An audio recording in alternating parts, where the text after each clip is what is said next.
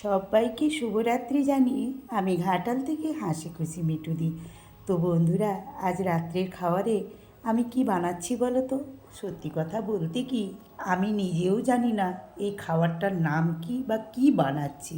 পেঁয়াজ, আদা, কাঁচা লঙ্কা কুচি করে নিয়ে একটু কড়াই নেড়ে নিয়েছিলাম। তারপরে একটা ডিম নিয়ে ওই কড়াইয়ের মধ্যে দিয়ে ওকে ভুজিয়া বানিয়ে ফেললাম। বাইরে একটু বৃষ্টি হচ্ছে, এখন 8:30 বেজে গেছে। রুটি করতে একেবারেই ইচ্ছে করছিল না। বাড়িতে অল্প একটু স্লাইস পাউরুটি ছিল, তাকেও আমি কুচি কুচি করে কেটে নিয়েছি। তো ওইটাকে এই ডিম ভাজার মধ্যে দিয়ে একটুখানি ভাজা ভাজা করে নিয়েছি। এটাই ছিল আজকের আমার রাতের খাওয়া।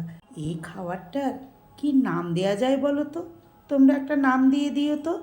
সস পছন্দ করি না বলে দিলাম না, খাওয়া শুরু করে দিয়েছি। সবাইকে জানালাম শুভরাত্রি।